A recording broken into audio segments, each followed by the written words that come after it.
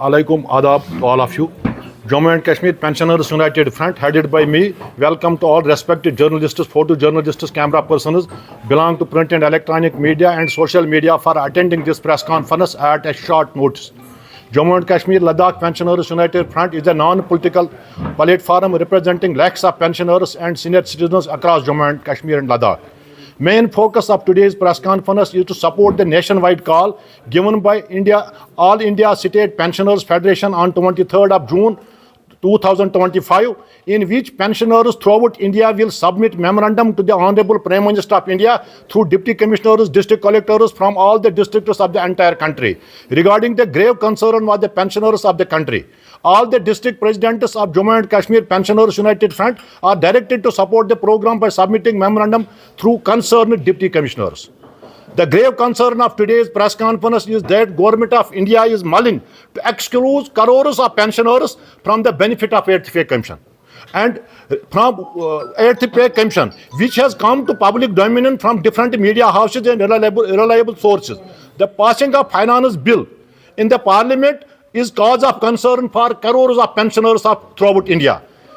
एक अहम मसला है जो हम सरकारी मुलाजिम रिटायरमेंट पर वो कम्यूटेशन लीव लेते हैं, वो सरकार उससे लोन देके वापस ले जाती है. जो सरकार ने इंस्टॉलमेंट फिक्स किए उनमें 10 साल और 8 महीने में वो लोन कंप्लीट होता है. लेकिन नॉन सीरियसनेस इतनी देखो, जुल्म इतना देखो, 15 साल तक सरकार पेंशनर्स से वो अमाउंट काटती है.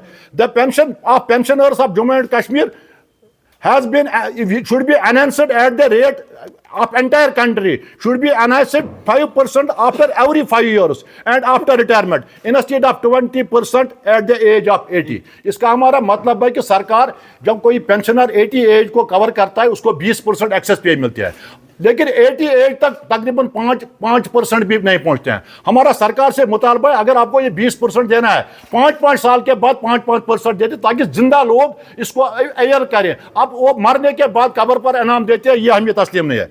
It is unfortunate that despite passing senior citizen act in 2017, यहाँ की सरकार ने 2017 में सीनियर सिटीजन एक्ट लागू किया है.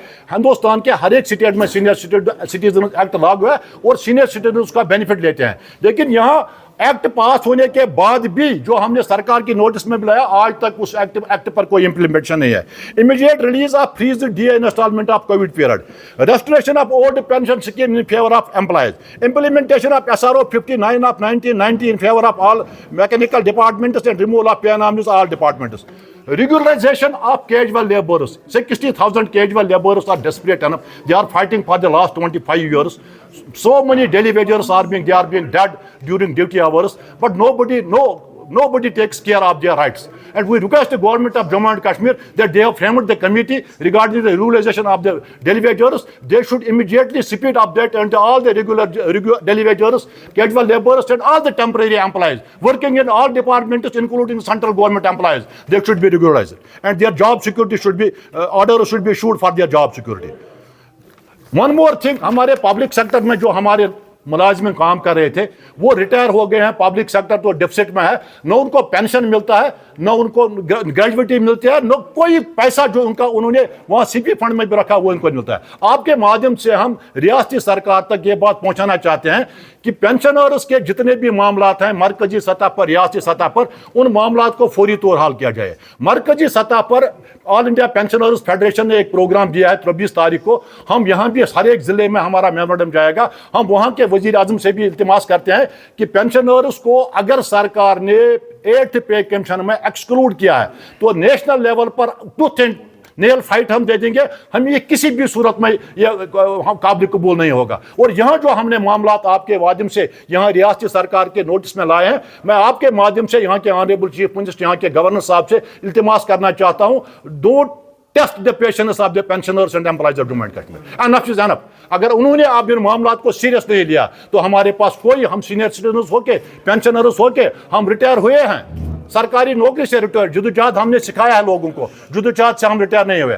हम अपने मामलात के लिए अभी चुस्त और दुरुस्त है, हम अपने मामलात के लिए कोई भी कुर्बानी देने के लिए तैयार है, तमाम डेमोक्रेटिक एंड पीसफुल मीन्स अख्तियार करके। इसमें और हमारे बहुत सारे और भी एम्प्लॉयज हैं जिनकी मैं बात करना चाहता हूँ। हमारे आयाज हैं, हमारे कंटेंजेंट पेड वर्कर्स हैं, हमारे कुक्स हैं, बाकी आज मुलाजिम हैं, उनकी बात भी मैं यहाँ करता हूँ। उनके मामलात को भी सरकार को हल करना चाहिए। मैं आपसे आपका शुक्रगुजार हूँ, आपसे मेरी रिक्वेस्ट है कि हमने आपके लिए थोड़ा पानी का प्रोग्राम रखा है, पानी चाय पानी। पेंशनर इस साल पेंशन हुए, रिटायर हुए, एक मिनट, उनका जो कम्यूटेशन है वो सैंक्शन हुआ है, लेकिन उनके अकाउंट में नहीं डाला गया है। जनवरी से उनके फैमिली पेंशन से किस्त कटता है। यह ब्रेजन वायलेशन है, यह नाइंसाफी है, डकैती है, ब्रेजन डकैती।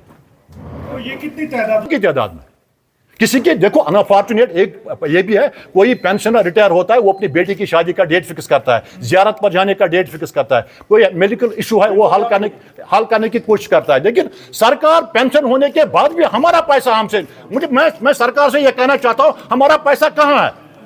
वो व्हाइट पेपर उस पर निकलना चाहिए, वो कहां है पैसा? अगर हम डीपी फंड पेट पर पत्थर रख के डीपी फंड जमा करते हैं और सरकार के पास आने, वो किसने खाया, वो किस एजेंसी ने खाया, हम उसका तहकीकात चाहते हैं।